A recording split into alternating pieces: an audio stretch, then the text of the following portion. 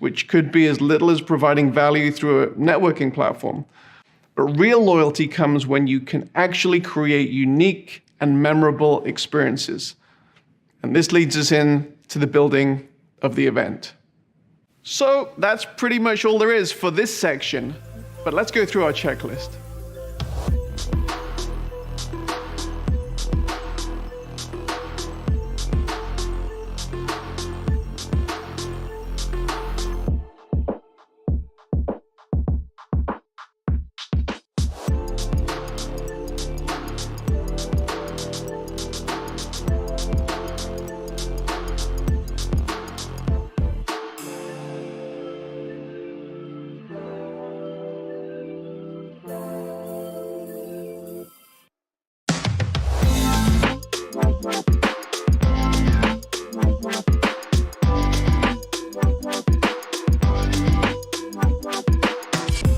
So we've thought about the why of your event. We've thought about who your main audience is and how you will communicate to them about attending. Now we need to get into the meat of planning your event. And the first part now is determining when the event should take place and how long it should last. Now, event producers who are familiar with the cadence of an in-person physical event are often curious and ask us whether there are similar optimal times and durations for online events. There's no exact science in answering this question. However, there are some guiding principles which must be considered.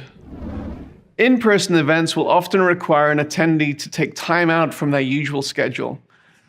It might include travel and booking accommodation, and if this is the case for a significant portion of your audience, then it's often wise to make the hassle involved in travel and staying away from home worth it.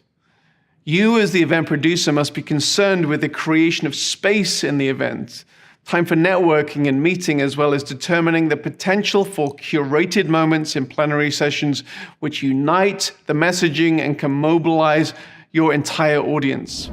Now, hybrid events, online and in person, typically have the same considerations as in-person events, as it mirrors the in-person event experience. Now, it often comes as a surprise to first-time hybrid event producers that the people attending the online portion of the event are actually physically present at the event. They may have other commitments, or they may be in a hotel room, and they don't want to miss out on certain parts of the event. It may be that they missed a plenary session because of an offline meeting, and they are catching up with the flow of the event. The bottom line with hybrid events is that you should simply mirror the in-person schedule. Exclusively online events may be treated slightly differently. Since they don't require attendees to take time off work, one more significant consideration is that attendees may only be joining outside of work hours, unless, of course, you're hosting a work event, in which case holding it within typical working hours becomes optimal. Many in-person expo-type events have very little main stage time and spread the event over a number of days so that attendees can network, have offline business meetings, grab a coffee or lunch together. These same components are not all present with online events. The event isn't constrained by a physical place, and therefore the times when aspects of the event happen will differ. It's important that you give thoughts to when your main plenaries in a virtual event happen for this very reason. If you typically have longer, more drawn-out plenaries, you may think about condensing your main program slightly time-wise. I might add that it's important not to swing the pendulum too far in the other direction. It's not unusual for our project managers to advise clients on the need to actually include breaks in their schedule when they have multiple back-to-back one-hour sessions.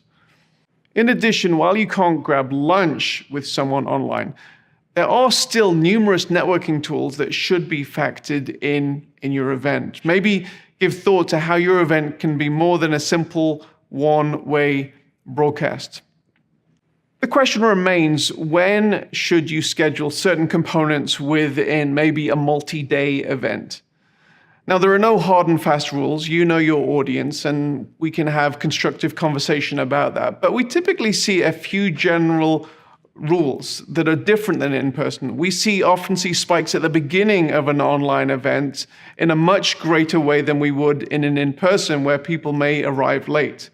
And then, as with in-person event, we will see spikes when top bill presenters, music acts, or VIPs are on stage. And so hopefully that's helpful as you start planning and thinking about the timing and the duration of your event. So that's pretty much all there is for this section. So let's go through our checklist.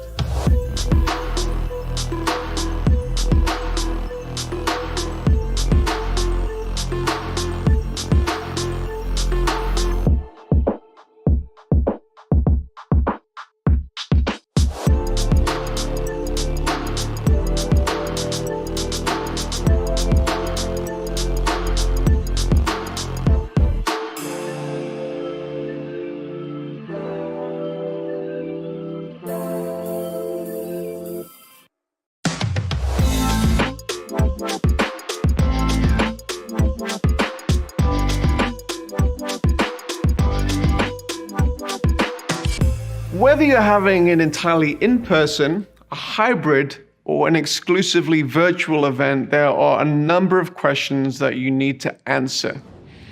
One of the first questions is related to venue and production.